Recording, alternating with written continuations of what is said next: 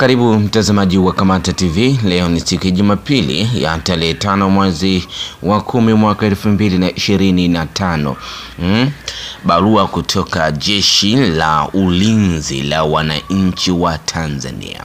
Simu ya upepo Ngome. Simu ya mdomo Dodoma. Barua makao makuu ya jeshi, sanduku la posta 194 Dodoma, Tanzania. Hii tarehe 4 mwezi wa 10 Oktoba 2025. Na barua pepe ulinzi magazini tpdf.mil Tanzania. Tovuti www.tpdf.mil.tz.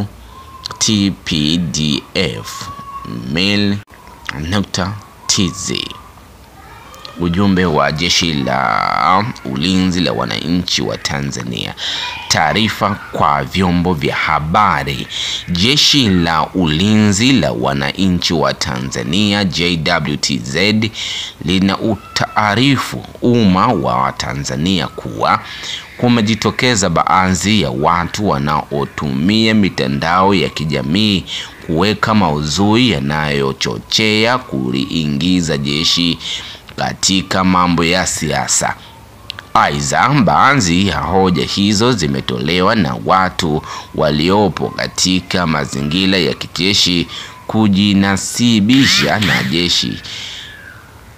Waliachishwa jeshi kwa tabia na mwenendo mbaya pamoja na kujihusisha na siasa na na harakati. Kwa mantiki hiyo, JWTZ linapenda kuutaarifu umma wa Tanzania kuwa linaendelea kutekeleza majukumu yake kikatiba kwa uaminifu, utii na uhodari kwa kuzingatia kiapo chetu. Imetolewa na Kanali Bernard Masara Mlunga, Kaimu Mkurugenzi wa Habari na Mahusiano, Jeshi la Ulinzi wa Wananchi wa Tanzania. Na hii ndio sauti ya kiongozi wa Jeshi la Ulinzi la Wananchi wa Tanzania.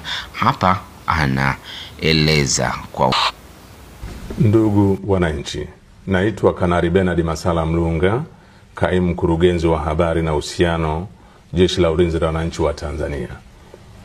Jeshi la Ulinzi la Wananchi wa Tanzania lina utaarifu umma wa Tanzania kuwa kumejitokeza baadhi ya watu wanaotumia mitandao ya kijamii kuweka maudhui yanayochochea kuliingiza jeshi katika mambo ya siasa. Aidha, baadhi ya hoja hizo zinatolewa na watu waliopo katika mazingira ya kijeshi kujinasibisha na jeshi, walioachishwa na jeshi kwa tabia na mwenendo mbaya pamoja na kujihusisha na siasa na wanaharakati.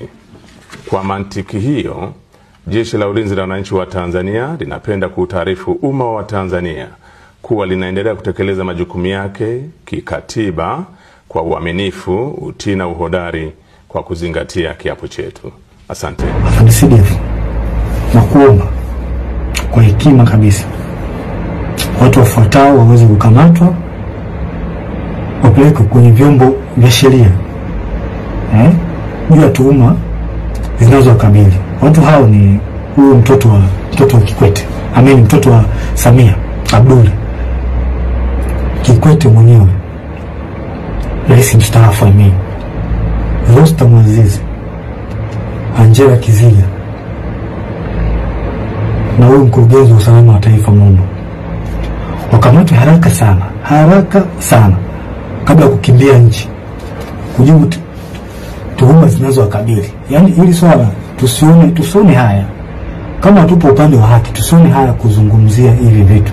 Hawa watu wakamatwe, wameharibu sana hili taifa. Hatuwezi kuacha watu wachache wachafue na kuharibu taifa. Haiwezekani. Wakamatwe haraka sana bila kuogopa wala kuonea haya. Hawa watu sio kuacha hata kidogo. Hawezi kuepuka mkono wa sheria. Sio watu kuacha. Kwa haya yanayoendelea hawezi kuepuka mkono wa sheria. Na hii inaonyesha ndio maana wanalazimisha uchaguzi. Wengi wafiche uchafu wao. Inabidi tulifikirie hili swala. Kwa nini hawa watu wanaficha, wanalazimisha sana uchaguzi? Kuna vitu ambazo wanavificha. Je, na sisi tumekubaliana kuna hivyo vitu wanavyovificha kwamba tumekubaliana kwamba tuviache tu. Tunaupeleka wapi taifa? Nashauri mkuu hawa kabla kukimbia nchi wakamatwe haraka sana, waekwe kwenye vyombo vya sheria.